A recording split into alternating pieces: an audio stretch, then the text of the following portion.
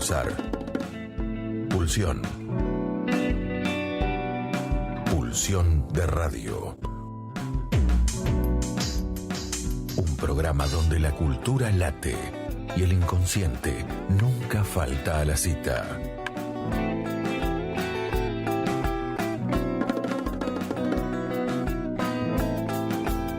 Conducción y producción: Gabriel Pulice, Luis Di Santo y Diego Yaiche.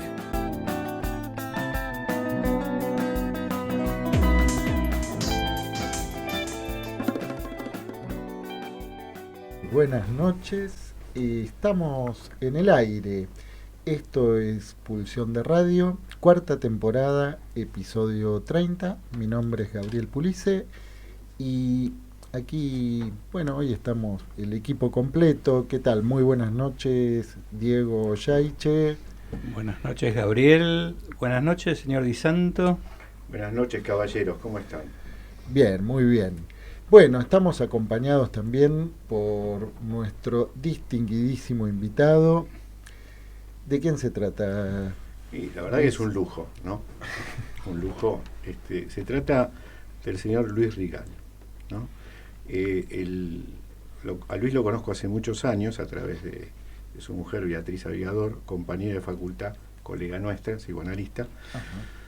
Y este año la buena noticia, la sorpresa de que Luis presentaba un libro en la Feria del Libro, así que ahí fuimos y aprovechamos la presentación de este libro, para invitarlo y para que nos cuente algunas cosas que tienen que ver con los temas que él viene manejando y que más allá de la erudición y de la cosa así exquisita que puede tener el invitado que tenemos hoy, tiene mucha conexión con los tiempos que estamos viviendo. Bien, los tiempos que estamos viviendo, ¿Qué tiempos estamos viviendo? Uh-huh. Yo no quiero dejar de mencionar un episodio épico, que, bueno, como ustedes saben, no es ningún secreto, mis preferencias futbolísticas, entonces ayer... De la Ribera es usted. Sí, de la Ribera, exactamente. Entonces, bueno... me tocó presenciar un acontecimiento de características épicas, bueno, casi bíblica parecía en el momento, ¿no? En donde la verdad que muy, en fin, reencontrarse viendo cosas que a uno lo reconcilian con la especie humana, ¿no? Y cómo un presidente puede poner el cuerpo, puede cuidar a los suyos, puede de pronto hacer gala, ¿no? ¿De qué presidente habla, Pulice? ¿Y usted de qué presidente se imagina que puedo estar hablando? Y de Juan Román Riquelme. Del presidente Riquelme. Sí, hay cosas que no se estudian ni se aprenden en ninguna universidad. Parece que el de pronto, sin que eso esté escrito en ningún manual, el tener los reflejos, ¿no? Para intervenir en un momento en el que todas las cosas en Rosario, en partido entre Boca y Gimnasia, estaban desmadradas ya, ¿no? Con la policía tirando balas, tirando gases. Sí, o sea que ahí me parece que hubo una confluencia entre el dirigente y el jugador. Paró la pelota, sí, vio el campo, para dónde tenía que ir el juego, sí, y arriesgó. Porque era una jugada de riesgo. Sí, una jugada de sumo riesgo. De hecho, recibió gases lacrimógenos en el momento que lo primero que hace es ir a hablar con la policía, frenar a la policía que ya estaba tirando balas, tirando gases. Y después, en algo que realmente fue muy conmovedor, ver cómo un hombre, bueno, con otros del Consejo de Fútbol también, ¿no? Pero básicamente él y mover a toda la hinchada de Boca para que se vuelvan a sentar en su lugar, ¿no? Y, en fin, nada, no quería dejar de mencionarlo. Hay un texto de Sergio Zabalza, que también, bueno, justo habíamos estado conversando sobre eso a la mañana, que vale la pena leerlo, capaz que sale publicado mañana o alguno de estos días en página 12, pero bueno, en fin, eso, no quería dejar de mencionar algo conmovedor realmente. Bien, y Gabriel, ¿qué más tendremos hoy en el programa? Bueno, hoy vamos a contar con la participación de Olga Mater, que va a presentar un libro que fue editado en formato digital, por ahora en coautoría con Amelia Embriano, El femicidio, una erótica. Y ¿Qué título, sí, no? sí, es un título ya de por sí, que es una de las cosas que tengo pensado preguntarle a Olga, porque es un título que corre riesgos, ¿no? Uh-huh. Es un título ya de por sí corre un riesgo. Y después nos vamos a Mar del Plata. Con el queridísimo Francisco Casadei. Bien. Bueno, si les parece, vamos a escuchar un primer tema musical. Y a la vuelta hacemos la presentación de nuestro invitado. Muy bien. En Pulsión de Radio, ya se viene la hora de entrevistas. La hora de entrevistas. Bueno, que nosotros nos ponemos a charlar y nos olvidamos que estamos en un programa, ¿eh? Sí. Bueno, bien. Bueno, pasan cosas, ¿viste? Entonces, uno algo tiene que comentar. Bueno, vamos a presentarlo a Luis, que ha tenido la gentileza de aceptar nuestra invitación. Es sociólogo y educador popular, ahora le vamos a preguntar sobre eso. Uh-huh. Profesor extraordinario consulto de la Facultad de Humanidades y Ciencias Sociales de la Universidad Nacional de Jujuy. Fue profesor titular de Sociología de la Educación y Educación no formal en la misma institución y de Sociología de la Educación en Ciencias Sociales de la Universidad de Buenos Aires. Dicta regularmente cursos de su especialidad en diversos posgrados en universidades nacionales y fue profesor invitado en universidades de América Latina y España.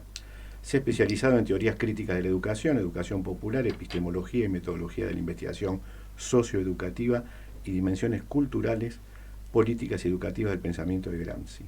Fue director regional para el Cono Sur del Consejo de Educación de Adultos de América Latina, el CEAL, y director del Centro de Investigación y Promoción Educativa y Social, CIPES.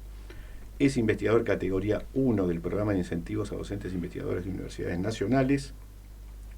Dirigió diversas investigaciones sobre movimientos sociales y organizaciones populares y desarrolló actividades de formación política pedagógica de los mismos. Es autor de libros y artículos sobre diversas temáticas en las que se ha especializado. Bueno, después de leer este currículum, tengo que ir a leer para preguntar, ¿no? Porque realmente es impresionante. Pero Luis, vos también dirigiste la colección de Amborrortu, la de color amarillo, que era de temas de ciencias sociales durante muchos años, ¿no? Así es. Bueno, primero de todo voy a aprovechar para agradecerles la invitación. Para mí también es un lujo estar acá. Yo también soy de la Ribera, pero de la Ribera, bueno, de la Ribera opuesta. Del otro lado de la Ribera. Del otro lado de la Ribera, y me parecieron bien interesantes tus reflexiones, ¿no? Esta idea de poner el cuerpo, esta idea de liderar sin reprimir y conteniendo, tiene mucho que ver con las preocupaciones gramscianas, ¿no? Que es, hay distintas maneras de hacer política, hay distintas maneras de ejercer el poder, distintas maneras de decidir para qué es el poder, ¿no? Entonces me parece que lo que vos planteabas de un hecho muy real y cotidiano es una muy buena introducción a Gramsci, digamos, ¿no? Sí, y algo espontáneo, que no, una cosa es un acto político, otra cosa es algo que sí acontece, ¿no? Es algo que acontece y el reflejo de él muestra que hay una preparación en esto, ¿no? Sí, no una sé. experiencia de vida, Sí, ¿no? Con sí, el cual sí, sabe sí. cómo Sí. siempre ha sido un caudillo, O sea, ¿no? a mí Siempre me ha sido- pareció como un don, ¿no? Sí, sí, Por eso sí, decía sí. que son cosas, hay cosas Sí, que no sí. se aprenden en, Sí, sí. en la universidad, ¿no? Bueno, Qué importante esto que decís, Luis, ¿no? Ah. Porque en un momento donde se vitupera, digamos, la praxis política, ¿no? Y parecería que habría algunos que hacen política y otros que no hacen política, ¿no? Por ejemplo, los que nos gobiernan, plantear que en realidad lo que hay son distintas maneras de hacer política, ¿no? Entonces que la discusión tiene que pasar por ahí, no si la política es buena o mala, sino de qué manera se hace política, ¿no? Desde ya, decir que no se hace política es una manera de hacer política, ¿no? Si entendemos que la Sí. política tiene que ver con el tema del poder, con el tema de las decisiones, con el tema de mover a la gente o impulsar a la gente hacia tal o cual lado, ¿no? Y uno puede decir, ante todo, que si Gramsci tuvo una pasión, su primera pasión era la política. O sea, de hecho, Gramsci es ante todo un militante político y su obra no viene de la academia, viene de esa práctica como militante, como luchador rebelde, ya sea en su partido, ya sea en el Parlamento o ya sea en la cárcel. yo dos preguntas te iba a hacer. Una, ¿qué estábamos escuchando? ¿Cuál era el tema y por qué lo elegiste? Y la otra es, y para quien no lo conoce, ¿quién era Gramsci? ¿No? Bueno, ¿Quién? Sí.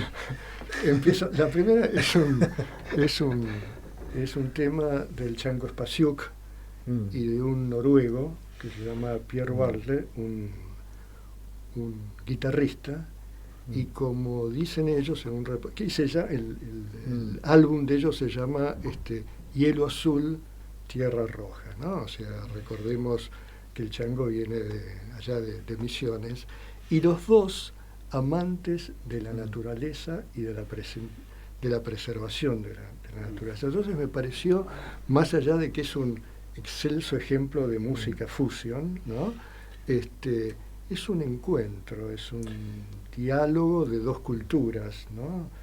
Y me pareció que... Yo cuando lo escuchaba, cuando estaba preparando la grilla, Claro. ¿no? Y empieza la música y cuando empieza a cantar, me Empieza a tomó completamente de Claro. sorpresa. Porque ¿no? después viene la solista, que Claro. es otra noruega, Sí. que canta primero en noruego, pero canta chamomeceramente, digamos, Sí, ¿no? sí, sí. Y después lo canta en un español Noruego. nordicalizado, digamos, ¿no? Bueno, esto también lo tenemos que agradecer al invitado, porque en cuanto me manda los temas y yo los busco, empiezo a escuchar un poquito, le digo, qué lección gourmet, ¿no? Porque evidentemente acá hay un toquecito, ¿no? Una cosa... Bueno, las preguntas tuyas. Bueno, ¿y quién fue Gramsci? ¿Quién fue Gramsci? A ver, ubiquémoslo en el tiempo, ¿no? Gramsci nace en 1891 y muere en 1937. Nace en la Cerdeña, o sea, en pleno Mezzogiorno, la zona más subdesarrollada de Italia. Vive ahí en la Cerdeña, desde el pueblo rural donde nace hasta Cagliari, la capital, los primeros casi 20 años de vida, y luego gana una beca de la Universidad de Turín. O sea, Turín era el polo desarrollado de Italia, pasa al norte, digamos. O sea que él ya en su vida realiza este camino desde las zonas más desposeídas, las zonas más subdesarrolladas, las zonas más colonizadas, a los polos más desarrollados. Y esto está siempre presente en su mundo, ¿no? Él no deja de ser un campesino sardo, pese a que está escribiendo, militando en el pleno centro septentrional desarrollado de Italia, ¿no? Y esto le permite siempre articular los mundos, ¿no? Por eso también su obra resulta, desde esa perspectiva, muy interesante para quienes vivimos en países con desarrollo tan desigual y combinado en su interior. Me parece que esto es el primer elemento, ¿no? Ahora, cuando vos publicás este libro, que con prólogo de Atilio Borón, que también estuvo en la presentación junto con otros destacados presentadores, todos dicen, y vos también lo reconoces, que es un trabajo de muchos años, de esto, quizás de décadas, ¿no? Este trabajo, que esto es como una especie de conclusión o precipitado, pero de mucho trabajo durante el tiempo. Ahora, me llamó la atención que vos, el título del libro es Antonio Gramsci, pensador, político, educador. Después, leyendo un poco, me llamó la atención que no hayas puesto lo de periodista, que también lo fue, ¿no? ¿Fue una elección exprofeso? Sí, ¿Fue privilegiar esto por la intención de la publicación? Fue una elección exprofeso, pero no significa explícitamente una intención de omitir su condición de periodista. A mí me parece que su condición de periodista cabalga o queda comprendida por esa triple calificación, ¿no? O sea, yo digo, y vos te referías antes a eso, ¿no? Gramsci primero es un serio convencido de eso que dice Marx en la tesis 11 sobre Feuerbach, que de lo que trata la filosofía, o de lo que debe tratar, no es de interpretar la realidad, sino de transformarla. O sea, la idea de la articulación entre la teoría y la práctica transformadora es el sello distintivo de la obra de Gramsci. Y a partir de ahí yo distingo tres obsesiones en su obra y en su producción, ¿no? Como pensador, como político y como educador, ¿no? La obsesión como pensador es una obsesión, si ustedes quieren, teórica. O sea, él desarrolla muy sólidamente toda una teoría del Estado, en donde cobra sentido y significado la noción de hegemonía, ese término tan mencionado cuando se habla de Gramsci, y también ver de qué manera en la dinámica del Estado se produce una articulación de sectores y clases que puede generar la transformación. La segunda es su condición político y su obsesión política. Y su obsesión política es cómo encontrar una estrategia que permita acceder al poder a las clases subalternas. Y su tercera obsesión, tan importante y equivalente a las anteriores, es su obsesión como educador. Es Gramsci un educador popular, es un educador de masas, porque siempre está pensando que no hay forma de construir una alternativa política que no sea con la participación consciente y activa de las clases subalternas. Y eso requiere una educación político-pedagógica. O sea que eso no surge por generación espontánea. Eso no surge por generación espontánea, pero de lo que se trata es de recuperar aún en aquellos sectores que parecen más oprimidos, más silenciosos, más inconscientes, lo que él llama los núcleos de buen sentido. O sea, es en su posición política un absoluto no vanguardista. Para generar una transformación no hay que introyectarle al sujeto desde afuera como un iluminista una perspectiva nueva, sino rescatar de su experiencia aquellos elementos contradictorios o quizás oscuros, pero que sirvan la base para desde ahí empezar a construir colectivamente una perspectiva transformadora. Otro saber. Ahora, otro saber desde un saber preexistente. Ahora, lo interesante de Gramsci, y que vos también de alguna manera lo planteás podemos decir, en la presentación inicial del libro, es algo que muchas veces adolecen algunos, vamos a decir, políticos y militantes, que es un dogmatismo, ¿no? Donde se plantea un tipo que, muy leído, con ideas claramente de izquierda y marxista, pero no dogmático, sino en una dinámica y en una apertura muy importante. Me llamó la atención, y si vos podés decir algo sobre esto para que no quedemos tan ignorantes, la influencia que se dice que ejerció sobre él este otro autor, que era aparentemente liberal, pero que influyó a muchos, marxistas y no marxistas, Benedetto Croce. Sí, sí. Porque era alguien que no era del campo del marxismo ni de la izquierda, pero que influyó, me parece, a varios, Sí, incluso sí. a ciertas corrientes fascistas también, ¿no? Sí, sí. A ver. Donde había algo de la teoría y de la práctica en ese autor, ¿no? Que Sí, influyó. a ver, ubiquémoslo. Benedetto Croce es un intelectual brillante, tan brillante como Gramsci. Lo formó a Gramsci. O sea, le planteó a Gramsci toda una perspectiva desde el idealismo hegeliano que lo ayudó a Gramsci en su intento de criticar la versión dogmática y mecanicista del marxismo oficial de la época, digamos, esta idea de que ya había leyes económicas que definían la dinámica de la dialéctica del mundo y que en última instancia lo que había que hacer era esperar que se cumplieran esas leyes, ¿no? Y él siempre apela al cuestionamiento de eso, reconociendo que la historia la mueven los actores, ¿no? Más allá de que, como dice él, siguiendo a Marx, los actores la mueven la historia, pero no eligen el escenario, ¿no? El escenario les viene predeterminado. Entonces, este es el primer punto donde él toma la perspectiva de Benedetto Croce. Y después, buena parte de su afirmación, de su concepción no mecanicista del marxismo, la hace en diálogo y en polémica con Benedetto Croce. Este es el primer punto. El segundo punto, siguiendo con esto que decías, es profundamente no dogmático.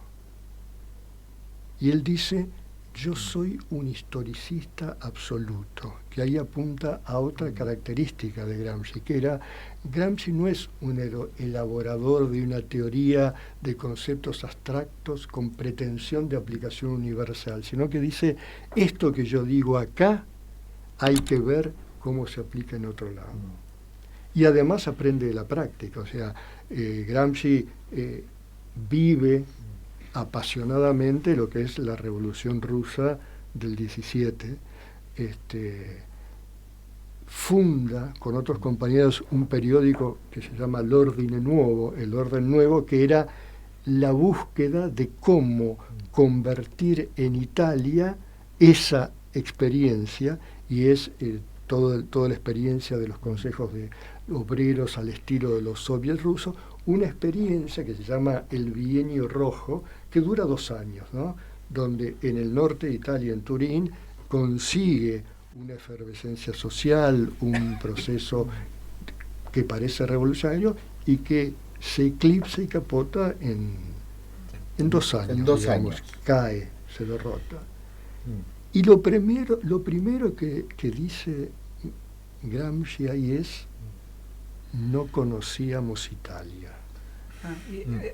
Y ahí, respecto a esto, y vos citás el tema de que el escenario no se elige, ¿no? Esta obsesión, como vos la situás respecto al Estado, ¿no? Por teorizar el Estado, ¿no tiene que ver también con la particularidad de la Italia que le tocó vivir? Esta Italia que todavía, digamos, no estaba del todo organizada como un Estado. A ver, con la particularidad de la Italia que le tocó vivir y con la singularidad de la Rusia en donde se generó la revolución. Primero porque la revolución rusa rompe con todo el paradigma del pensamiento marxista mecanicista y economicista, porque si esto fuera así, tendría que haber aparecido en otro lugar de Europa, en Alemania, en Gran Bretaña, claro, donde fuera. Aparece en Rusia, digamos, ¿no? Primer punto. El segundo punto, que en Rusia el Estado-gobierno era una unidad, como se dice, se tomó el Palacio de Invierno y se tomó todo el poder. La derrota de la experiencia que intenta Gramsci y su grupo en Italia, la derrota de los intentos de implantar procesos revolucionarios en otros lugares de Europa, Rosa Luxemburgo en Alemania, etc., muestran y le muestran a Gramsci y también a Lenin que la realidad es muy distinta y que entonces hay que pensar otras tácticas y otras estrategias. Y Gramsci dice, Lenin dijo algo así como, debemos traducir a las distintas lenguas europeas nuestra experiencia rusa. Una pregunta, si se me permite, para que respondas después de el segundo tema musical, es, vos elegiste como título para hoy Gramsci y la batalla cultural. Bueno, un poco para también desasnarnos un poquito más, para irnos un poco más sabios esta noche, si es que eso es posible. ¿Qué es la batalla cultural? Sí. Pero bien, después de la pausa. Sí, no sé si un poco más sabio, por lo menos un poco menos ignorante, pero vamos al tema musical. La pregunta que vos propusiste en el título y que está en el aire siempre en relación a Gramsci, ¿no? La batalla cultural. ¿Qué es? Está en el aire en relación a Gramsci y hoy es un término que se viene utilizando mucho en los medios, sí. Casi cotidianamente se utiliza, como también se utiliza mucho el nombre de Gramsci y el término hegemonía, digamos, ¿no? Y se escuchan las barbaridades mayores, digamos, ¿no? Sí. De todas maneras, yo creo que hay que decir que ciertos asesores del actual presidente han leído a Gramsci y tienen bien claro su perspectiva y el modo como el análisis que él hace de la realidad cultural puede ser aprovechada para donde uno quiera, para donde algunos quieran. Sí. Esto es la primera cosa, sí. ¿No? Entonces, la segunda cosa es que ¿por qué el tema de la batalla cultural? Porque la verdad que el programa económico de Milei y sus prácticas políticas llevan naturalmente a pensar este choque y esta confrontación. Primero porque aparece muy claramente una ruptura de esto que uno puede llamar el pacto de convivencia democrática que con sus más o con sus menos se instaló desde 1983, o sea, caída la dictadura cívico-militar. Y que evidentemente el intento de asesinato de Cristina Kirchner marcó un punto, pero claramente este gobierno retoma esta idea de la ruptura de la mínima convivencia democrática, ¿no? Sí, como política, ¿no? Esa ruptura como apuesta política. Como apuesta política intencional.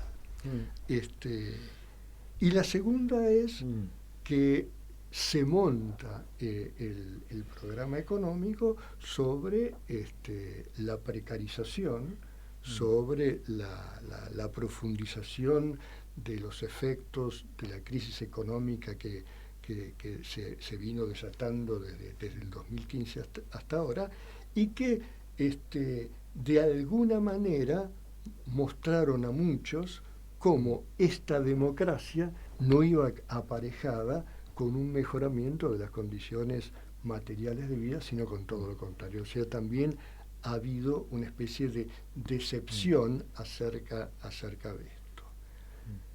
Y también yo creo que hay que tener en cuenta cómo buena parte de dos cosas, cómo buena parte de la juventud, ¿no?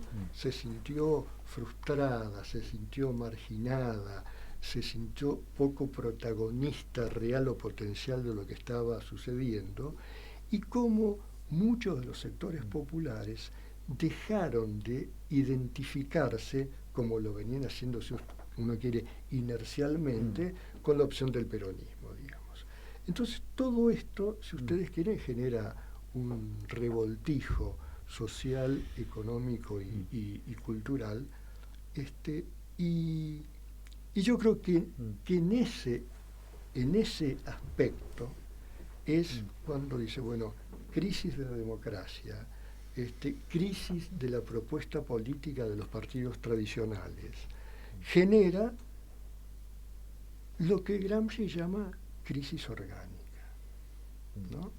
Que dice es el momento donde lo que muere no termina de morir y lo que nace no termina de nacer. Y dice, ese es el momento, y él lo hace recordando lo que fue el surgimiento del fascismo de Mussolini en Italia, donde aparecen los fenómenos más morbosos.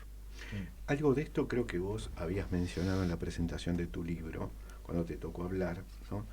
Y me parece también, había como una reflexión en ese momento de algo que me parece que, no sé si está en proceso aún, pero que es precisamente la lectura crítica de todo eso que o no se vio, o no se valoró, o no se le dio una entidad, ¿no?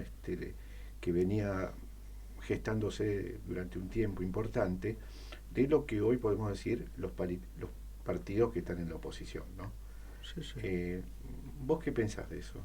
A ver, déjame que siga con la idea de crisis, porque me parece que engancha con esto, ¿no? Sí. Porque este fenómeno morboso que aparece acá es el mileísmo, ¿no? Uh-huh. Que uno puede decir es un esperpento, es sorprendente, es bufonesco, es exagerado, es desmadrado, pero se ha encaramado en el poder, ha conseguido un apoyo porque se ha filtrado en esa ruptura, en ese quiebre y en esa debilidad que la democracia y la precarización de la vida de muchos ha ido generando.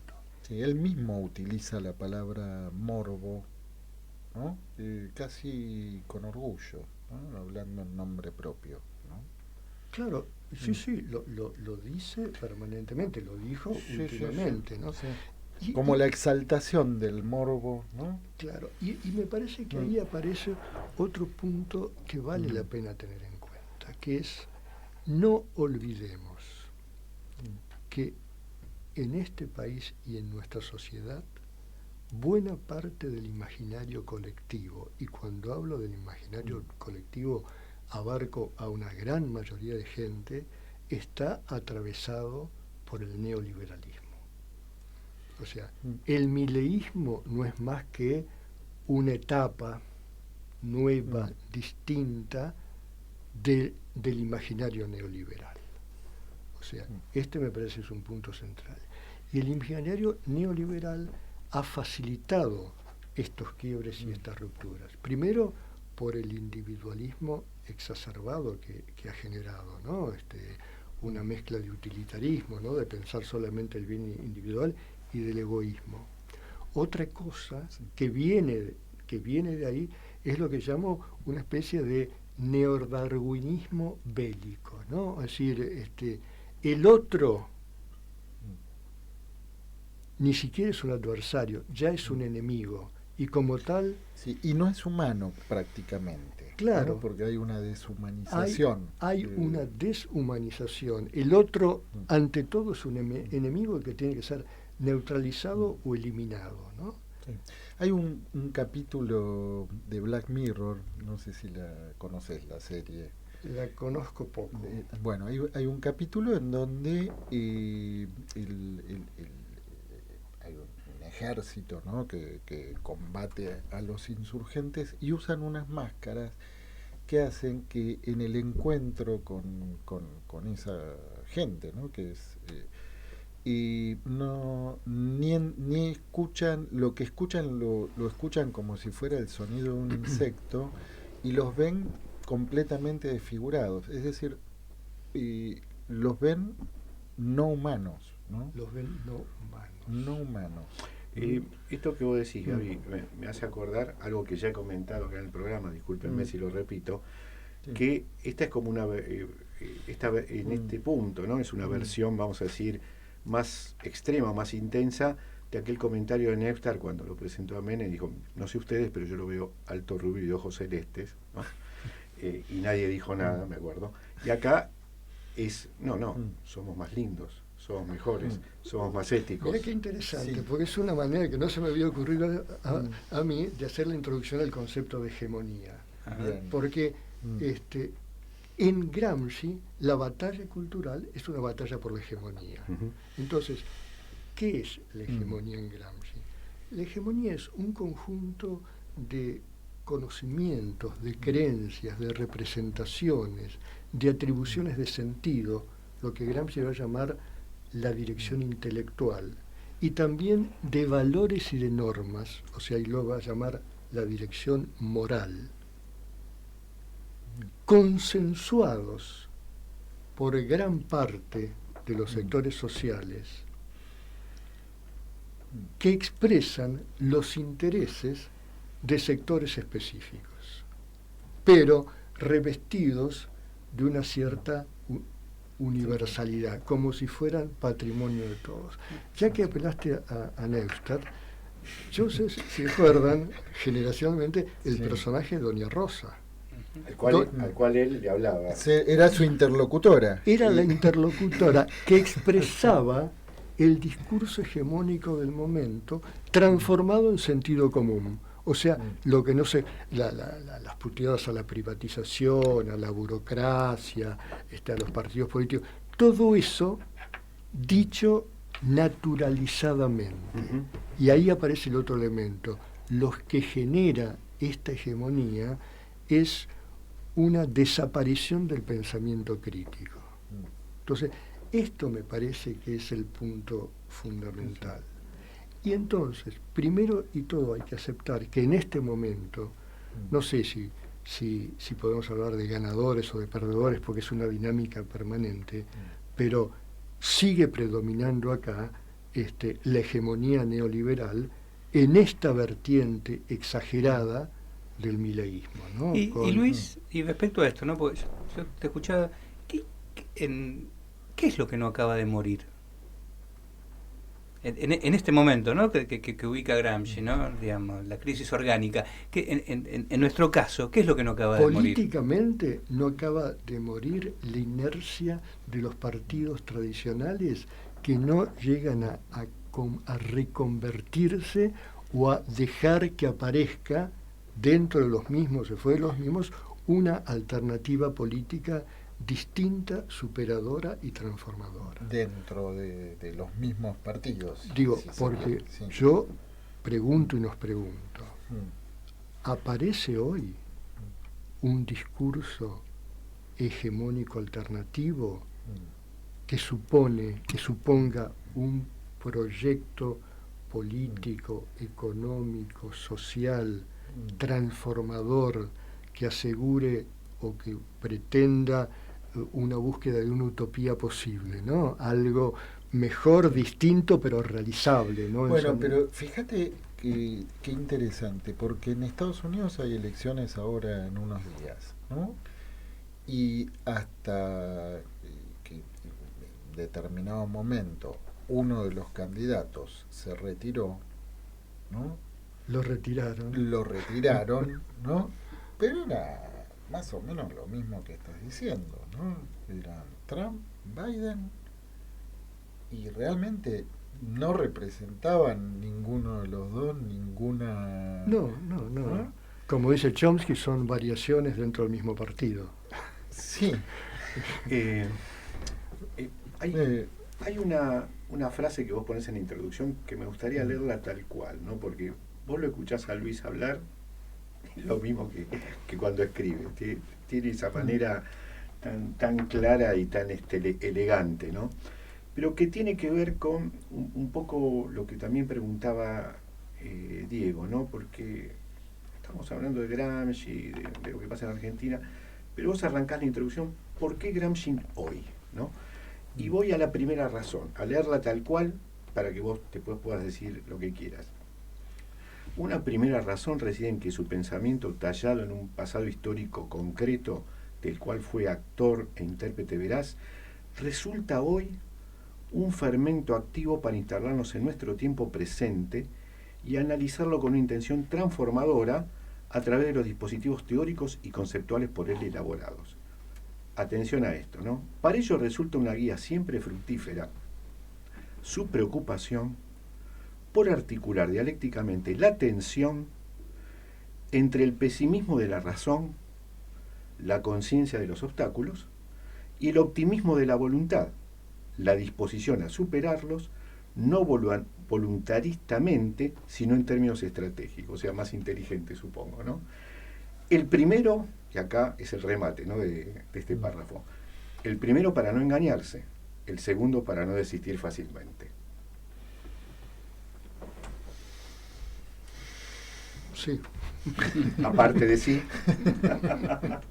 Ese. Bueno, después viene todo el libro. Ese. Sí, hasta la página 415. Claro, y el libro puede terminar con esa misma reflexión. Podría, digamos, porque sí. El tema es quién es el sujeto que encarna esa articulación entre el pesimismo de la razón y el optimismo de la voluntad. O sea, necesitamos un proyecto. Y yo te pregunto algo más. Perdóname, necesitamos un proyecto. Sí. Si ustedes quieren, esto que yo decía, una utopía, pero factible, ¿no? Pero necesitamos también un sujeto colectivo que la encarne. Sí, y alguien que lo conduzca. Bueno, ¿no? El sujeto colectivo que lo encarne debe resolver una conducción. Sí, yo hoy propondría, ya saben a quién, lo he nombrado al principio del programa, a Juan Román Riquelme. Pero Luis, esta es una pregunta más quizás de cierta tontería psicoanalítica a esto que tiene que ver más con política y ciencias sociales. Pero le voy a hacer lo mismo.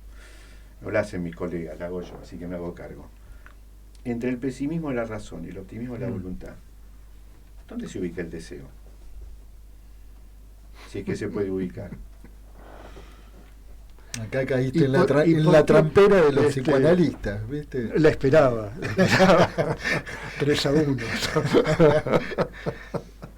Pero es tardía, es a lo último. A mí me parece que está en la articulación de la razón y de la voluntad, digamos, ¿no? Esta frase que no es de Gramsci, es de Romain Rolland, ¿no? Él se la toma de Romain Rolland, articula claramente eso, y ahí está el deseo. Y está en la búsqueda de la transformación. O sea, no es un razonamiento para paralizar, sino es un razonamiento para dinamizar, claro. Pero para dinamizar críticamente. Para relanzar el deseo, ¿no?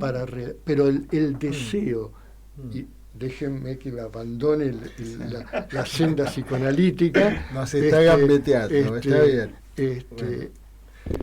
Esto significa que fundamentalmente hay que evitar la parálisis. Y ahí yo te escuchaba, ¿no? Y hemos conversado muchas veces con Diego Stulbarg respecto a algunos planteos que está haciendo Bifo Berardi, ¿no? Sí. Otro italiano, digamos, también vinculado a colectivos de izquierda en los 60. Sí. Donde justamente él lo que ubica, y él lo ubica sobre todo en la juventud europea, es una parálisis del deseo. Y de hecho, lo que plantea, a partir de esa parálisis del deseo, es más bien una salida por el lado de la deserción de la política, ¿no? Mirá qué interesante lo que vos planteás, porque yo respeto mucho a los intelectuales de izquierda italianos, pero me deprimen. O sea, yo creo, y Bifo Berardi, que es un tipo muy sólido y muy sustantivo, están atrapados por el pesimismo de la voluntad también, ¿no? Entonces es una reflexión casi sin salida, y si ustedes ven los dilemas no resueltos que ha tenido la izquierda europea y la izquierda italiana, digamos, también nos atrapan de esta manera, digamos, ¿no?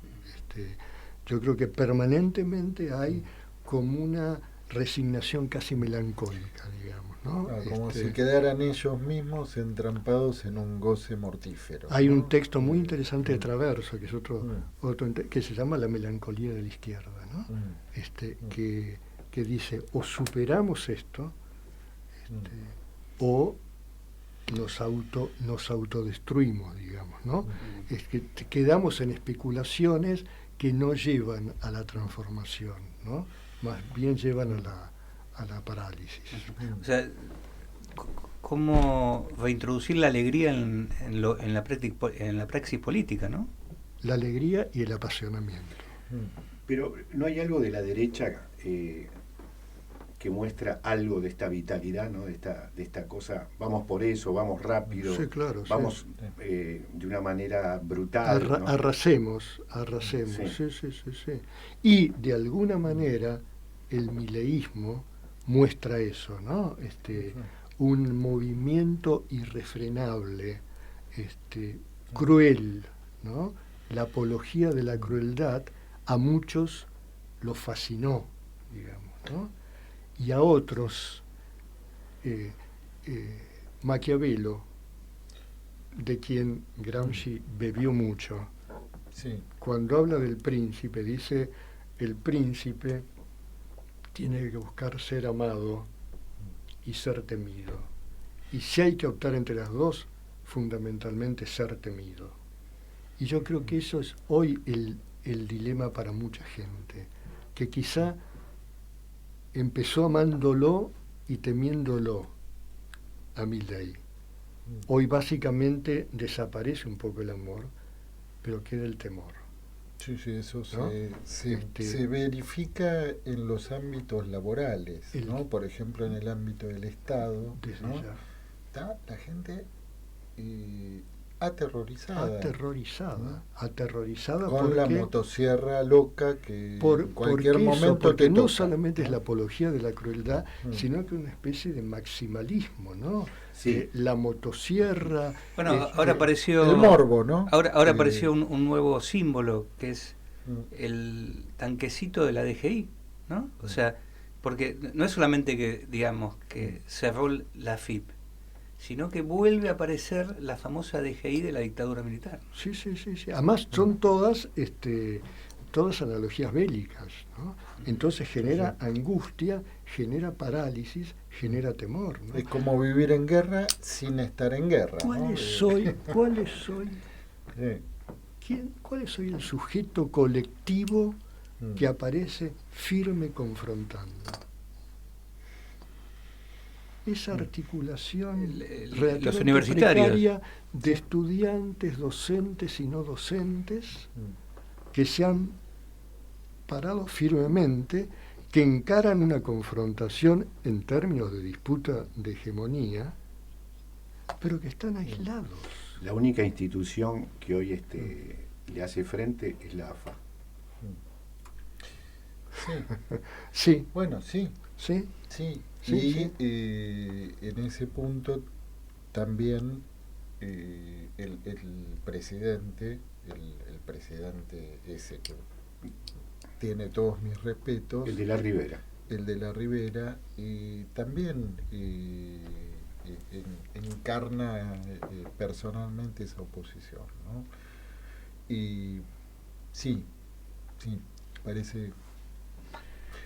Bueno, estamos arribando al final.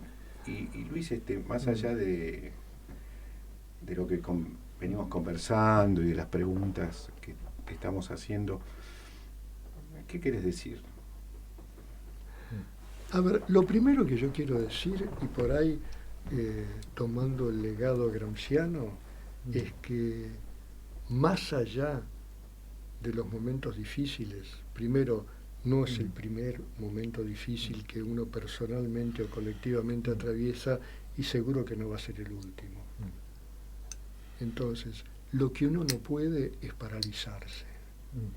Lo que uno no puede es no buscar salidas, porque la parálisis y la no búsqueda de salidas es un recurso profundamente conservador.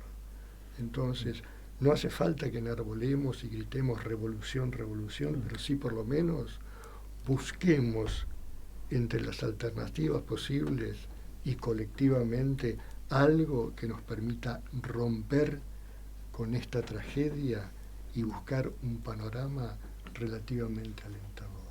Y yo creo que ahí hay un punto central que es que está muy marcado en el legado ético de Gramsci. Cuando Gramsci dice, la política tiene que ser una ética de lo colectivo.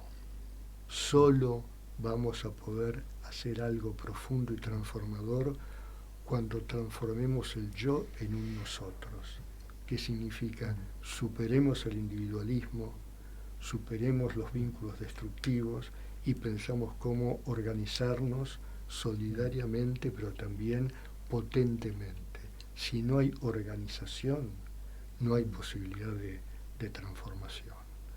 Yo creo que esto es un punto central y es ahí donde entra este tercer elemento del Gramsci educador popular. Desarrollo de conciencia crítica y organización es algo que hoy debemos tratar de meter a fuego en el cotidiano de mucha gente y de muchos sectores, para esperanzarlos y para darles fuerzas para contribuir a la transformación. Sabemos que el camino es largo, lleno de obstáculos, pero hay que emprenderlo. La experiencia de Ciudad Futura, por ejemplo, en Rosario, ¿la ubicarías ahí? Sí, claro. No sé cómo ha seguido, pero fue una experiencia bien interesante, con logros políticos también casi inesperados, ¿no? Y es una experiencia que empezó a crecer desde abajo. Bueno, en algún momento podemos llegar a entrevistar a Franco Ingracia. Exacto. ¿Lo ubicás? Sí. Franco, sí. Sí. Y bueno, y si nos charlamos. Ese era el propósito. Creo que aprovechamos muy bien el tiempo y tu presencia y participación, Luis. Bueno, a mí me resultó muy grato y el diálogo siempre sirve, ¿no? En principio sirve para diálogos como encuentro desde las coincidencias y las diferencias políticas y deportivas. Pero no me digas que no les gustaría tener un presidente como el nuestro. No. Bueno, muchas gracias, Luis, por haber estado en la radio. Gracias a usted por la invitación. Bueno, nosotros nos vamos a la tanda de la radio y a la vuelta nos vamos a encontrar con Olga Mater y el femicidio, una erótica. Desde www.larz.com.ar, con estudios ubicados en Callao 194 de la Ciudad Autónoma de Buenos Aires, transmite La RZ, una radio del Grupo Sónica. Una nueva hora comienza en Argentina. Son las 11 de la noche. Si tus pisos necesitan renovación, ahora podés contar con un experto. Plastificadora Tiago Salvador. Pulido y plastificado, hidrolaqueado con productos importados, reparaciones en general. También te ofrecemos termovitrificado en mármol y granito. Hacé de tu lugar un espacio único. Plastificadora Tiago Salvador. Más info en redes o por WhatsApp al 11 25 71. En Pulsión de Radio, ya se viene la hora de entrevistas. La hora de entrevistas. Bueno, muy buenas noches, Olga Mater, ¿cómo estás? Muy buenas noches, Gabriel, ¿cómo estás vos? Muchísimas gracias. Bueno, un gustazo y contar hoy con tu participación. Hoy tenemos un programa con una doble hora en realidad esta es una media hora de entrevista, pero no queríamos dejar pasar la oportunidad. Bueno, y Olga, yo voy a hacer una muy brevísima presentación porque largo recorrido y vamos a decir, en principio sos psicoanalista egresada de la Facultad de Psicología de la Universidad de Buenos Aires y miembro adherente de la Escuela Freudiana de Buenos Aires también, ¿no? Miembro titular de la Asociación Argentina de Salud Mental En fin, diplomada en Gestión y Políticas en Servicios de Salud Mental por la Asociación Argentina de Salud Mental, y hay un montón de etcéteras. Pero bueno, hoy venís a presentar un libro, ¿no? Así es. Bueno, primero buenas noches para todos, para los colegas que están en la radio junto a vos. Un caluroso saludo de Amelia, que está en una actividad. Y vengo a compartirles el libro de Amelia Imbriano, que tengo el gusto de colaborar en él. Te escuché al principio, inevitablemente, aparte de siendo gallina, escucharte, Riquelme, pero la verdad, hasta como gallina comparto tu sentimiento por alguien que haga algo. Sí, sí, estamos huérfanos, Sí. con mucha orfandad en ese sentido. Digamos que el libro es un libro digital, ¿sí? Es un libro digital porque tiene contenido multimedia, o sea, tiene contenido escrito y contenido multimedia.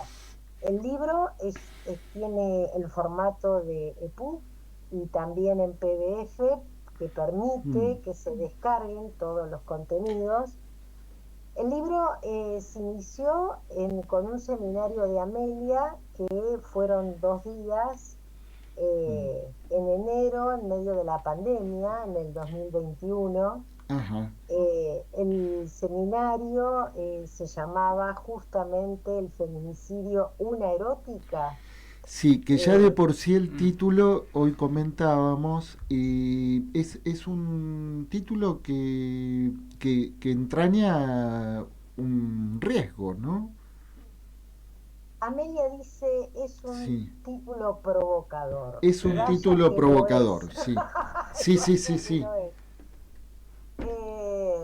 A ver, yo en estas presentaciones yo creo que el libro se va cada vez enriqueciendo y haciéndose otro, tanto para Amelia como para mí, porque de alguna manera empezamos sosteniendo la pregunta, y yo ahora te diría el feminicidio, que es una erótica, creo que de la mano de Freud y de Lacan, creo yo que podemos afirmarlo. Lo que me hace pregunta y me interroga es si realmente es nueva, ¿sí?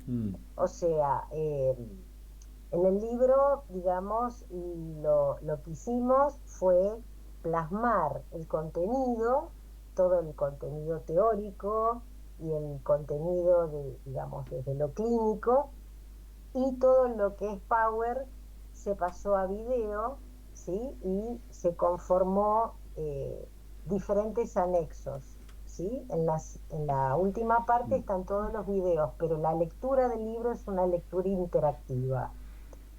El título para mí es un título provocador, indudablemente, pero te diría que yo hago más hincapié en si es nueva, ¿no? Porque en el posfacio, yo en el libro colaboro, aparte de la edición, en lo que sería el prólogo y el posfacio. Y en el posfacio yo me sirvo de una novela argentina que se llamó y que ganó un premio en el 2017, 18, antes de la pandemia, Cadáver Exquisito, en la cual me parece que, aparte de que trabaja el tema del feminicidio, hay como un despliegue de toda esta cuestión canibalística, ¿no?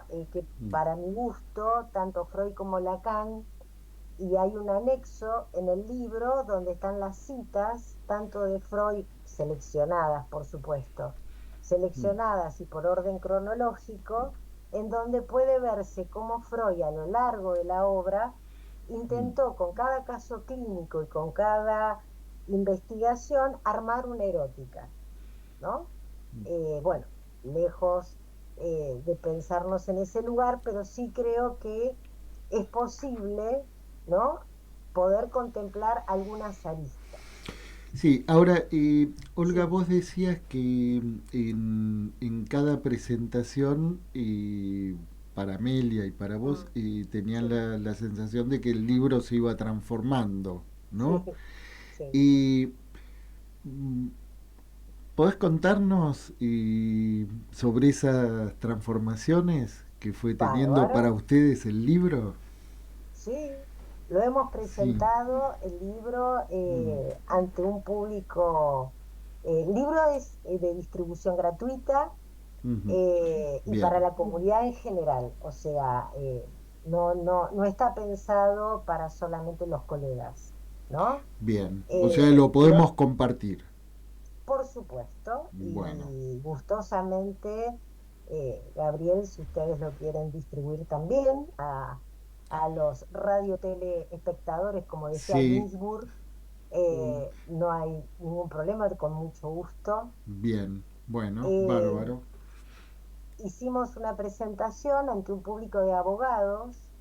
Eso nos sirvió para poder pensar, ¿no? No solamente desde la cuestión técnica, eh, nuestra modalidad, nuestro marco teórico, sino también, digamos, replantearnos esta cuestión de cómo interroga el feminicidio de diferentes maneras y, bueno, en el discurso jurídico en particular, ¿no? Eso generó, digamos, bueno, que volvamos a repensarlo, igual el libro ya está, lo que lo seguimos pensando en cada presentación, Sí, sí, eh, sí. y se va No, enriqueciendo, ¿no? lo que yo escuché es no que el libro, Mm, no es que van reescribiendo el libro, sino que seguro.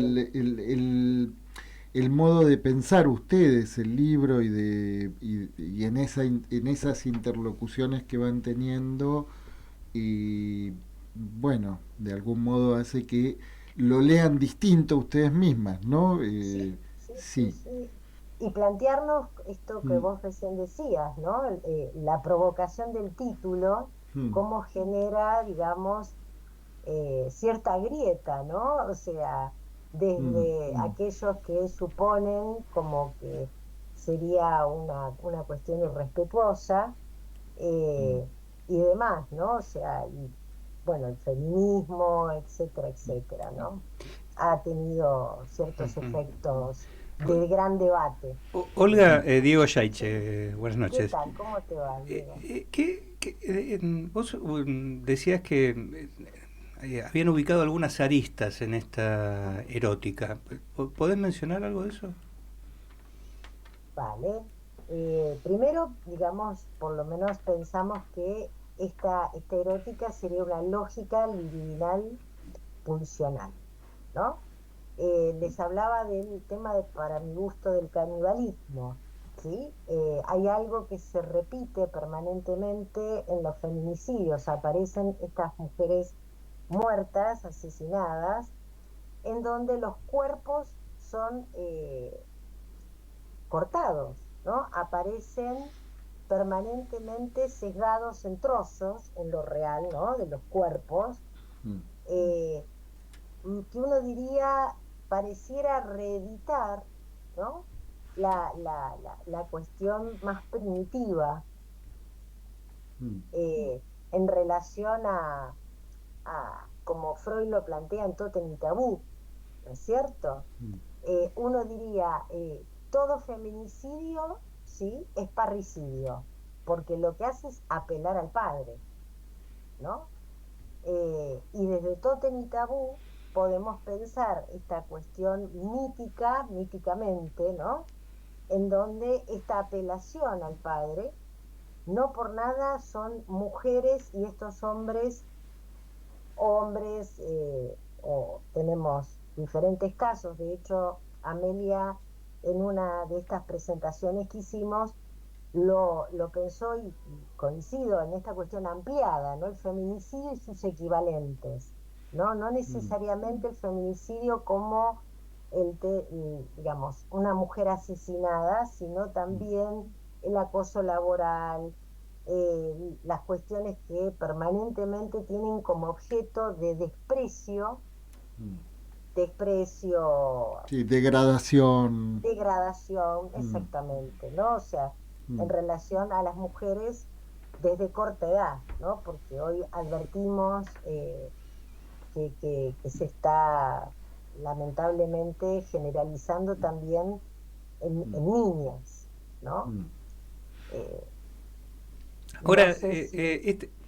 este canibalismo, digamos, o este sesgo caníbal que ubican en esta erótica, que es una especie de erótica melancólica que están situando. Yo creo que es más primitiva. ¿Más, perdón? Más primitiva.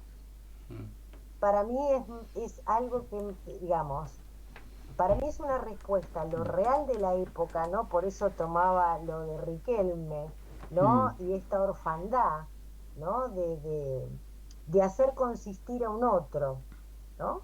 Porque estos hombres que matan a estas mujeres llegan a una lógica en donde, digamos, no, más allá de que las amen o no las amen, ¿no? Esto de quitarle la vida como una cuestión más allá de, o sea, una venganza más bien, digamos, cercana a una cuestión de un goce que uno diría del orden de lo mítico. A ver, No sé a si ver soy si clara. entiendo bien. Ahí entonces sería el modo, ¿no? Se suele decir, eh, eh, como subtitulado, ¿no? O si no sos mía, no sos de nadie, ¿no? Entonces es el modo de, en ese sentido, el canibalismo de, bueno, de sos mía, ya no hay forma de que seas de nadie, ¿no? Esa Mm. fiesta totémica, Ujú. ¿no? Porque hay algo ahí, De la quizás incorporación. exacto, ¿no? Por Mm. algo esto de cortar los cuerpos, fragmentarlos, ¿no? Eh, luego en su mayoría se matan, ¿no? O sea, el Mm. asesino termina matándose como un modo más de Mm. sostener esa asimilación con el otro, ¿no? Mm. Esa coagulación de goce, ¿no? Indudablemente, bueno, podríamos pensar algunas cuestiones, pero las pienso en voz alta, ¿no? Para estos hombres muchas veces estas mujeres se convierten en una otra sin barrar, ¿no? En donde el quitarle la vida pareciera en lo real como el único modo de barrar al otro. Por Mm. supuesto, lejos estoy de hacer una teoría genocida, pero hay Mm. algo ahí que uno diría tiene que ver con nuestra época, ¿no? O sea, Mm. Sí, sí, sí. ¿Con qué de la época lo vinculás? yo por lo menos creo que tiene que Mm. ver con, no hay posibilidad de un canibalismo que redite, ¿no? Mm. La cuestión totémica si no tuviéramos un escenario anómico, Mm. ¿sí? O sea, que hoy no solamente se maten mujeres, se matan niños, Mm. eh, Sí, es una especie de retorno a la ley de la selva, ¿no? hay, Eh, claro, mm. de hacer consistir un otro al precio de la vida Mm. misma, Mm. ¿no? Ante la increencia del otro, la única forma de que ese otro pueda existir, entre comillas, ¿no? Es con lo peor, con la Mm. versión más siniestra, ¿sí? Asesina del otro. Yo creo que está el contexto de la época anómica, está esta cuestión perversa de banalizar la vida y la muerte, ¿no? O sea, hay una banalización. Eh, yo creo que asistimos a una realidad bastante canalla que de algún modo bueno, genera como cierto campo productivo para estos acontecimientos, ¿no? Sí. Olga, y vos decías, bueno, que ustedes decidieron, ¿no? Sostener el título como provocación y, bueno, como buena provocación, eso tiene retornos, ¿no? ¿Querés contar algo de esos retornos? ¿Qué es lo que bueno, fueron recibiendo y qué es lo que se fue poniendo en conversación, ¿no? En relación bueno, a esto provocador del título? Y en algunos cuestionamientos en relación a los movimientos feministas, por ejemplo, ¿no? O sea, que también nos pareció como novedoso, porque en ningún momento habíamos pensado eso. De hecho, hay material de Rita Segato, de Diana Mafia, hay, bueno, aparte de servirnos de Foucault, bueno, de muchos filósofos, de antropólogos.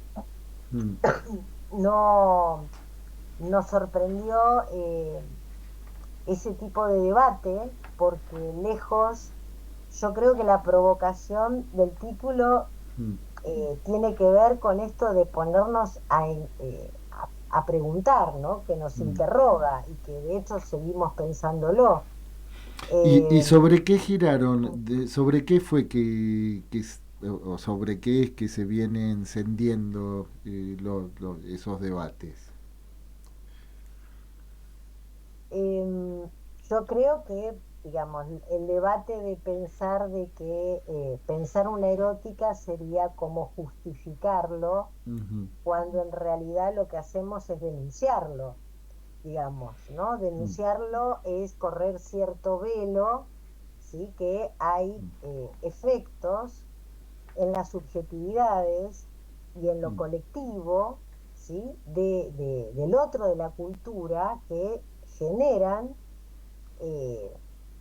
como decía antes, situaciones y escenarios para que los asesinatos puedan ser, de alguna manera, tener estas características en común, ¿no? Así Sí, sí. como... Sí, se creo podría decir que el femicidio no es sin una trama, ¿no? totalmente, Sin un entramado pulsional. sí. Hay un entramado pulsional y creo que también hasta uno podría pensar, y aquí tengo un escrito de una colega que se llama Diana Lisset Castro Sotelo, quien escribió un texto muy, muy conmovedor que se llama Ecos del Silencio, por el feminicidio de una niña de 12 años hace unos días atrás, eh, en donde ella va relatando. Si les parece, les leo y les comparto unos párrafos. Dale, y ¿Eh? ya con eso vamos redondeando, porque Vale, después nos tenemos que ir a Mar del Plata ahora en un genial, ratito. Dale, genial. adelante. La autora lo fecha el 18 de octubre en Santiago de Cali y dice: solo salió a comprar shampoo para el perro, una niña de 12 años que se llamaba Sofía. Es la expresión del riesgo silente permanente en las calles para las niñas, las jóvenes, las adultas, las mujeres. Riesgo silente encarnado en los ojos de no sabemos quién, que seguramente nos ve, nos trata, nos escucha. Riesgo silente que ha estado impregnado en la estructura social de nuestra cultura occidental, aún arropada de la lógica patriarcal occidental.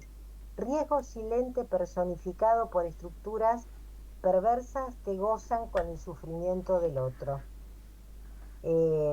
Es un texto muy, muy interesante, que que me parece que así como Diana lo ubica en Colombia, puede ser en Buenos Aires, puede ser en Mar del Plata, a donde van a ir ahora, y me tomo el atrevimiento de invitarlos a la próxima presentación del libro, que va a ser el 30 de noviembre, donde vamos a tener una primera mesa en la que va a participar Marta Jerez Sanbertín, que ha sido invitada a Pulsión de Radio, sí. Vale, sí, estuve.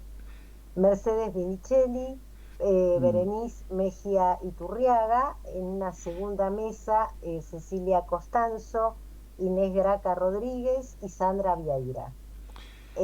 Así que lo vamos a hacer por modalidad virtual, y el que quiera tener el libro, con un mail o inscribirse para el 30 de noviembre a praxifreudiana.libros@gmail.com. Bueno, aprovecho para mandarle un beso grande a mi querida amiga Sandra Vieira. Y Olga, entonces le vamos a compartir a la audiencia, quienes quieran pueden escribirnos en nuestra página en Instagram o la página en Facebook, y bueno, nos pueden pedir el libro y se los podemos compartir. Con mucho gusto. Bueno, muchísimas gracias por venir a Pulsión de Radio. Y entonces el 30 de noviembre, después si me facilitas la información, también la podemos compartir. Y bueno, muchísimas gracias. Bueno, un placer. Nosotros ya nos estamos yendo a una pausa musical, y a la vuelta estamos en el Rincón de los Libreros desde la ciudad de Mar del Plata con Francisco Casadei. Muchas gracias, Olga, y hasta la próxima. Te esperamos acá en el estudio. Eso. Muchas gracias. Abrazo grande. En Pulsión de Radio ya se viene el Rincón de los Libreros, la columna que en tu biblioteca no puede faltar. Buenas noches, Francisco Casadei.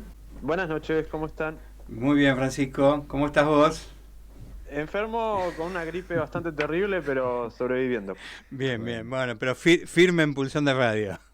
Firme en Pulsión. Sí. Bueno. Buenas noches. Buenas noches, ¿cómo andamos? Bien. Me alegro. ¿Qué nos trajo la gripe? Y la gripe, bastante reclusión y lectura, así que tan mal no vino.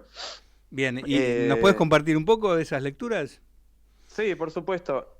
Primero, un libro que me había quedado pendiente de comentarles la vez pasada, que bueno, el Jameson y su fallecimiento terminó hegemonizando un poco mi intervención, pero que no quería dejar de mencionar y rescatar, que se llama Foucault y el fin de la revolución, el último hombre toma LSD, es el subtítulo, editado hace relativamente poco por Adrián Hidalgo, sobre todo en su colección que se llama Interferencias, que es una colección también relativamente nueva, unos libros de aspecto muy discreto, blancos, con tipografía negra, y en este caso escrito por dos autores, dos sociólogos. Uno de ellos se llama Daniel Zamora, quien ya a través de Amorortu había editado, o por lo menos en su versión castellana, un libro que se llama justamente Foucault y el neoliberalismo, que es una antología de artículos muy interesantes.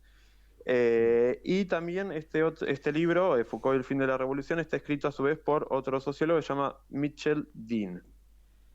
Quería realmente recomendar este libro porque es hasta ahora realmente lo mejor que he leído en términos de reconstrucción del contexto histórico, cultural e intelectual en el que surgió el interés de Foucault por las corrientes neoliberales, ¿sí? Fundamentalmente las dos principales, que fueron la ordoliberal alemana y la versión norteamericana, sobre todo relacionada con lo que se conoce como la Escuela de Chicago. ¿Sí? De Foucault, digo, obviamente ya casi se publicaron ya todos sus cursos, creo que de hecho todos los seminarios han ido apareciendo en castellano, Y bueno, en esa serie de seminarios hay uno que siempre reaparece continuamente, que es el curso sobre la biopolítica, ¿sí? Donde además aparece ese término tan importante para toda el corpus Foucaultiano y la recepción posterior e incluso actual de la obra de Foucault. Un curso en el que justamente Foucault, de una manera un tanto inesperada, decide reconstruir lo que él entendía como el legado intelectual de estas dos variantes del neoliberalismo, ¿no?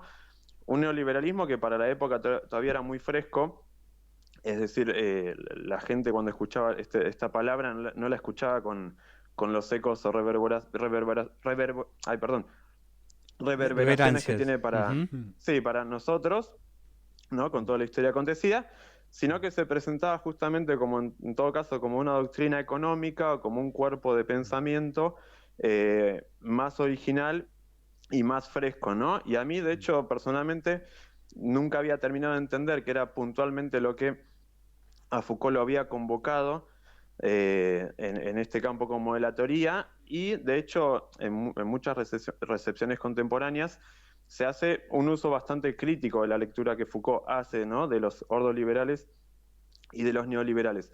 Pero este libro a la vez realmente reconstruye muy bien la fascinación como tal que ejerció el neoliberalismo en Foucault, sobre todo a partir justamente de la década de los 70. Discúlpame, ¿y qué fue lo que lo atrajo tanto, por ejemplo, del ordoliberalismo alemán, por ejemplo? Sí, y fundamentalmente, o sea, son varias cuestiones, pero en lo fundamental, y esto tiene mucho que ver con lo que fue la historia posterior a mayo del 68, donde el agotamiento de los movimientos populares, movimientos sociales y sobre todo la izquierda de la época da lugar a un periodo político muy distinto, de mucho desencantamiento, ¿sí?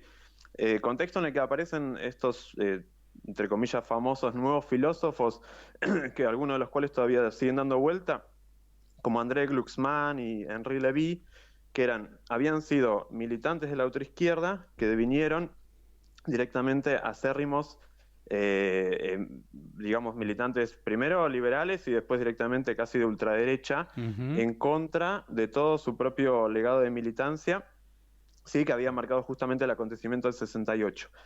En ese contexto, y en el libro está muy bien retratado, en Francia sobre todo se da un debate intelectual que abre a una crítica muy fuerte al totalitarismo, ¿sí? Es un momento en el que también emerge con mucha fuerza intelectual el concepto de totalitarismo para caracterizar tanto el régimen de Hitler, el nazismo, como el de Mussolini, pero también las experiencias que habían nacido de un cuerpo doctrinario más bien de izquierda, ¿sí? Como el estalinismo, por ejemplo. En ese contexto, Foucault se interesa justamente por el neoliberalismo porque entiende que el neoliberalismo ofrece una racionalidad gubernamental, obviamente orientada por el mercado, que escapaba de todo lo que él asociaba, y gran parte de la cultura, como digo, francesa de la época, todo lo que él asociaba al peligro de una incidencia protototalitaria por parte del Estado, y sobre todo por parte del Estado de bienestar, ¿sí? Ese era el debate un poco fundamental que, como les digo, está muy bien retratado en el libro, en la medida en que se trazaba en la cultura francesa de esta época una especie de genealogía que llevaba a revisar la Revolución Francesa, ¿sí? Como acontecimiento que había, digámoslo así, aportado el germen de lo que fueron los totalitarismos del siglo XX, ¿sí? Foucault, de hecho, adhiere a esta lectura y por eso encuentra en el neoliberalismo, y sobre todo, como bien remarcabas también, en el ordoliberalismo, fórmulas alternativas para repensar la relación entre Estado, sociedad y mercado. Y en particular, en lo que concierne al ordoliberalismo, lo que le interesaba justamente era la experiencia de la reconstrucción económica posterior a la Segunda Guerra Mundial en la zona occidental de Alemania, ¿sí? Ese era el interés fundamental de Foucault en este sentido. Sí, que digamos que en la Argentina esto obviamente llega con un delay de muchos años. Con un delay terrible, totalmente. Terrible, ¿no? Casi década y media después o dos. Pero ahí es donde se empieza a elaborar acá esa famosa cliché que era, sobre todo en el menemismo, que era la famosa economía social de mercado, ¿no?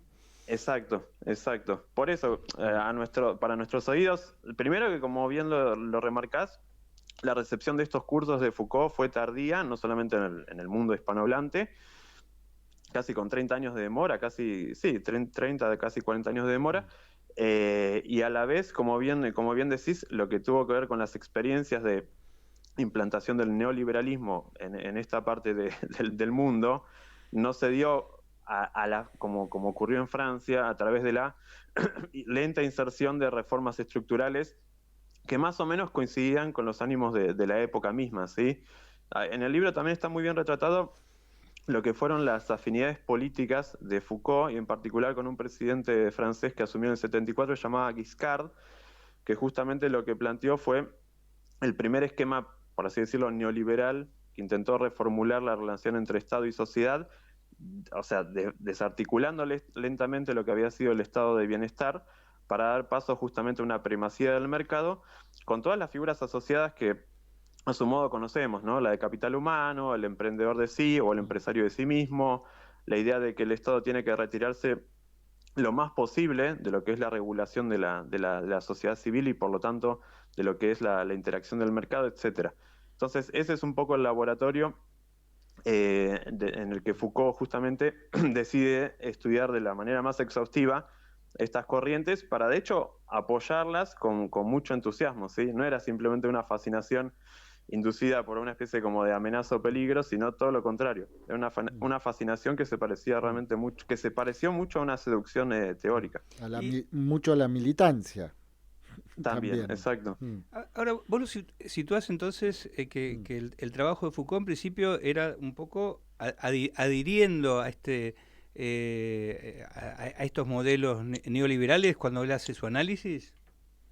Sí. De hecho, en el libro, como les digo, está muy bien retratada la forma en que él encuentra en el neoliberalismo digámoslo así, un cuerpo de ideas antiestatal, ¿sí? Que iban que de alguna manera avanzaban al mismo ritmo que sus propias reflexiones teóricas sobre la historia de la sexualidad, el cuidado de sí y toda la recuperación de lo que eran la política corporal de la antigüedad precristiana, ¿sí?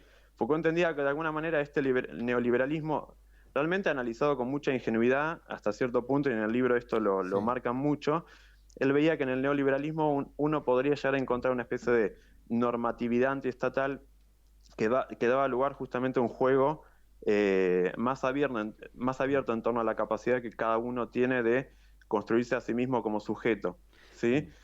Ajá, ahora Francisco, qué paradoja, ¿no? Porque me estaba acordando cuando te escuchaba de esa obra, para mí es una obra monumental de Pierre Dardot y Christian Laval, que se llama Común.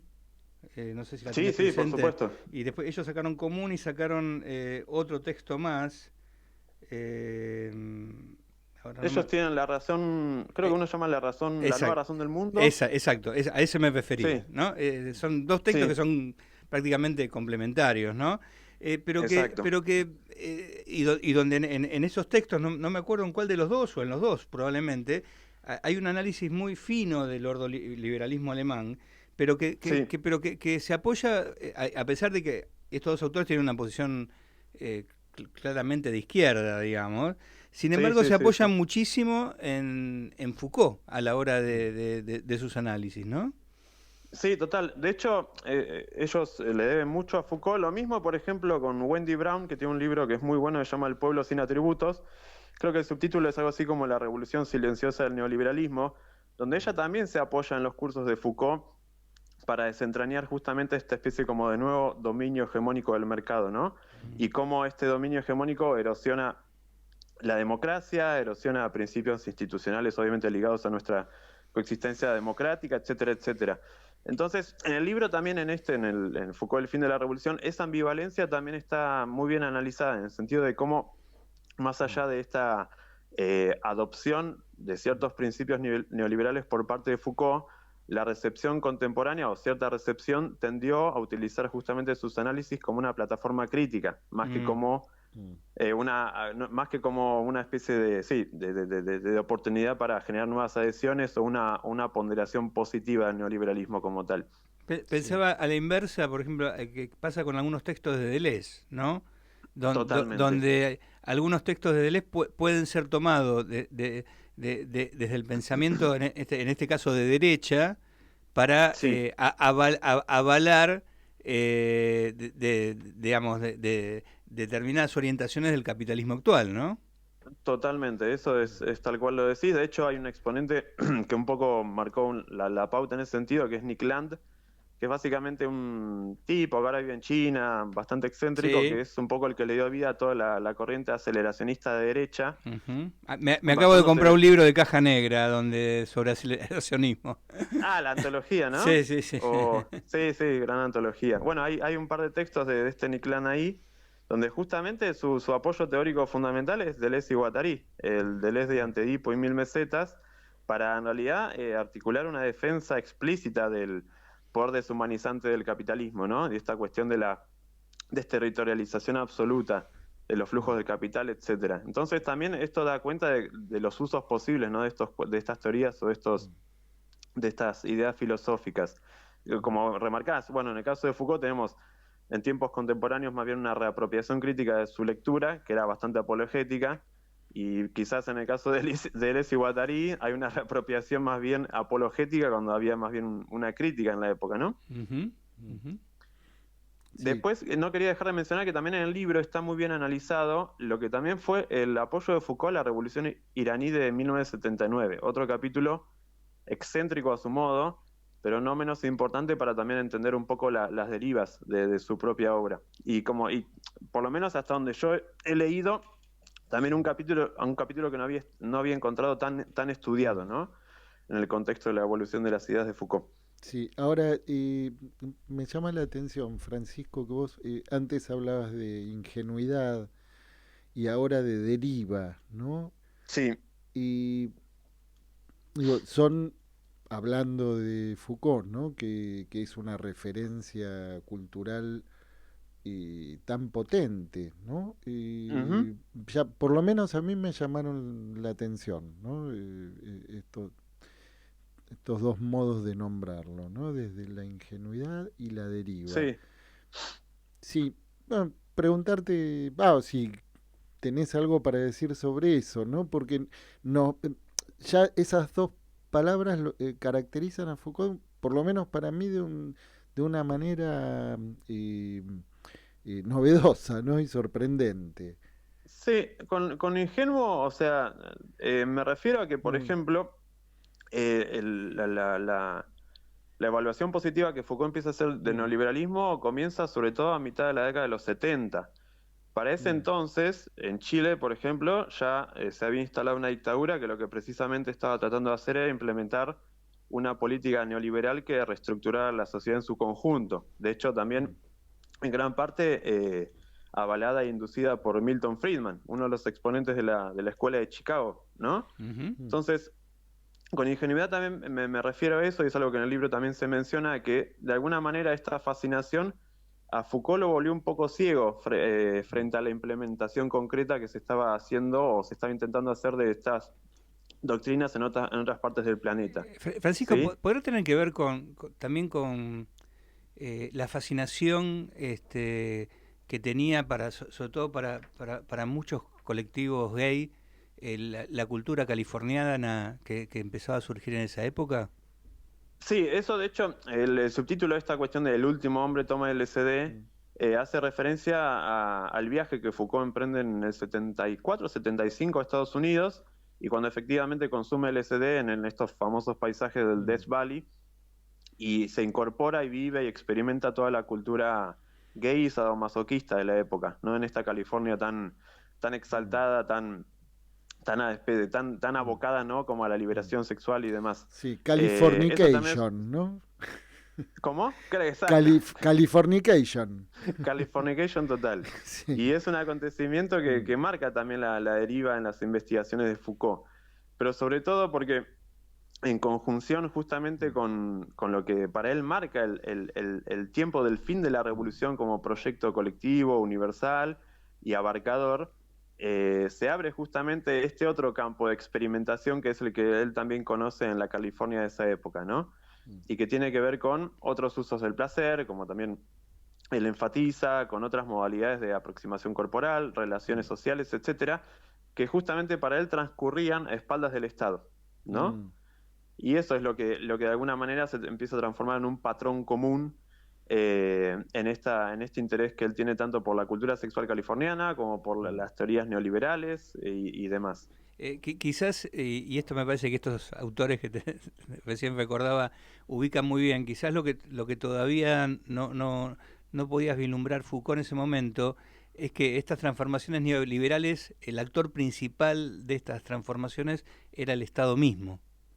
Exactamente, de hecho en Latinoamérica las dictaduras, pero a propósito de la revolución iraní, también se refleja la misma ingenuidad, ¿sí? Porque la revolución iraní del 79 también produjo una serie como de represiones y opresiones sociales muy crudas y muy brutales, que no coincidían en absoluto con lo que Foucault defendía en términos de opciones, en términos de deseo, afinidades sexuales, afectos y demás. Entonces, de alguna manera, hubo un déficit muy grande por parte en la mirada de Foucault a la hora de dar cuenta de cómo efectivamente estas ideas se implementaban en contextos geopolíticos concretos, ¿no? Por eso, obviamente, para nosotros y nosotras, pensar en el neoliberalismo es pensar casi inevitablemente en las dictaduras, no en proyectos antiestatales pero emancipatorios que dan lugar a otras formas de vida más lúdicas o más abiertas, ¿no? Todo lo contrario. Sí, se podría decir que hay un momento en donde en esa ingenuidad y esa deriva resbala y pierde el rumbo, ¿no? Porque de California a Chicago hay que pegarse un resbalón, ¿no? No, tremendo resbalón. Sí. Y no tiene que doler mucho para no percatarse del acto en cuestión. No, eso es así y realmente, como les digo, por eso encontré este libro tan interesante, porque hasta ahora no había encontrado en la bibliografía, por lo menos que he recorrido, un libro que reconstruya de una manera tan precisa estos deslices, estos equívocos, estos errores y también estas fascinaciones, como les estaba comentando. Bien. Y bueno, Francisco, y nos quedan pocos minutos. ¿Qué otras lecturas te trajo La Fiebre? Bien, La Fiebre me trajo en realidad una lectura que, bueno, de Francia me voy a Chile, que ya lo mencioné, pero para no dejar de lado justamente la cuestión del neoliberalismo y la dictadura chilena, porque también tuve el agrado de presentar la semana pasada un libro con una colega chilena que es la autora de este libro. Ella se llama Jocelyn Maldonado Garay, que publicó un libro por la editorial LOM, que acá la distribuye La Periférica, ¿no? ¿Cómo se llama? En colaboración con Tinta Limón, y publicó un libro que se llama Violencia Política Sexual y Terrorismo de Estado en la Dictadura Civil-Militar en Chile, ¿no? Un libro obviamente crudo, brutal, pero que tiene en su centro justamente una reconstrucción de lo que fue la implementación del neoliberalismo en la dictadura de Pinochet a partir del 73, ¿no? Con lo que fue obviamente el golpe de Estado a Allende, el bombardeo a la moneda y todo lo que más o menos conocemos.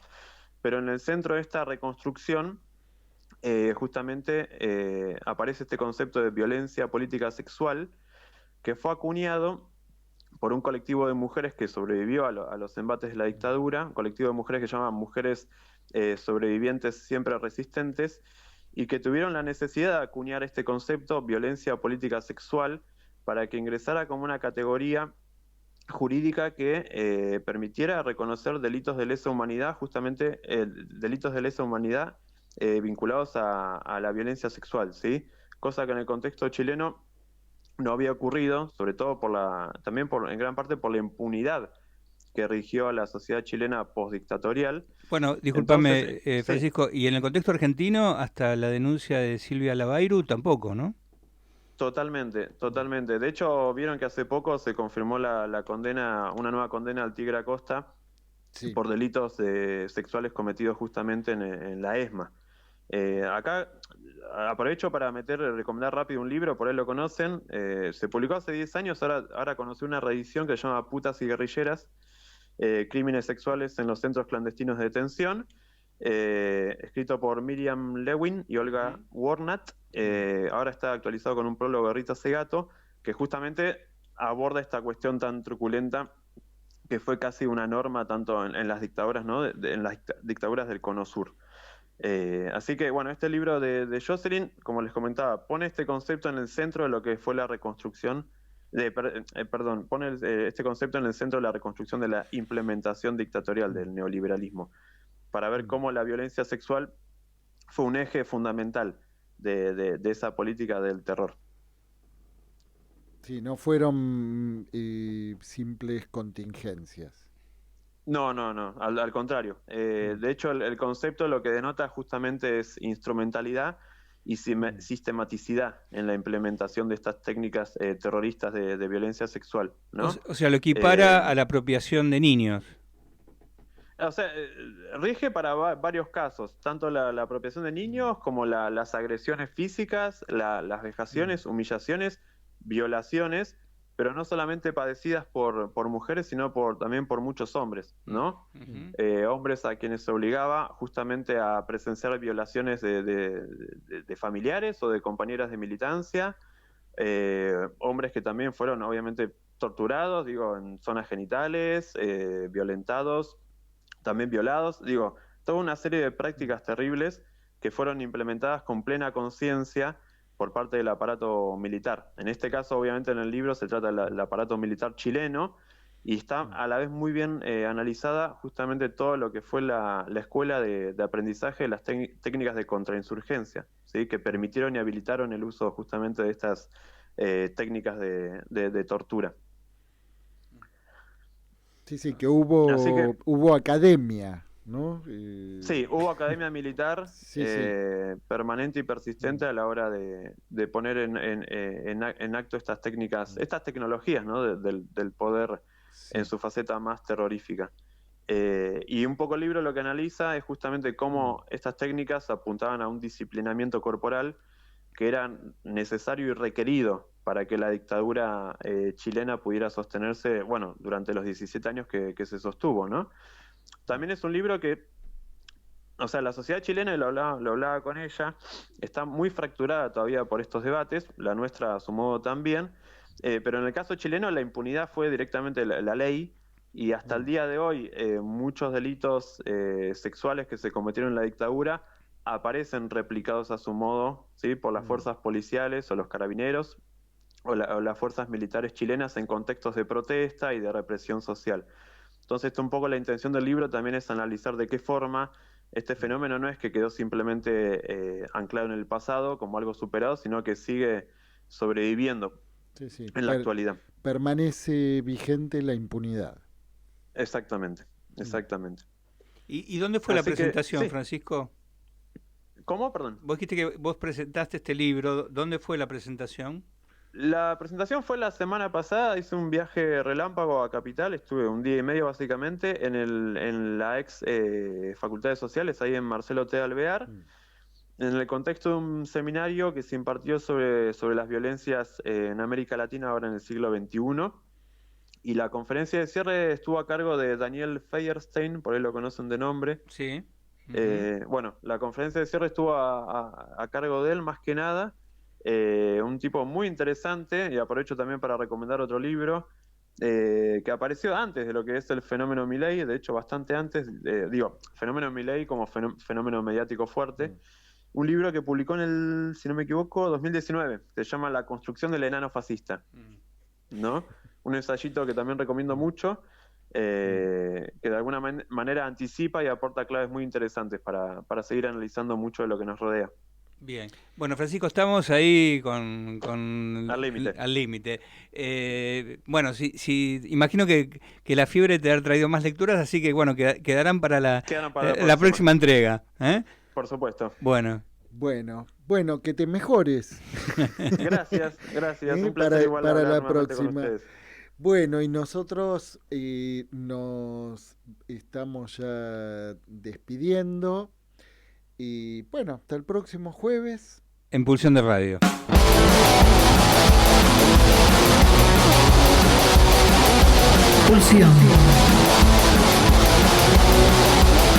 Pulsión de Radio. Un programa donde la cultura late y el inconsciente nunca falta a la cita.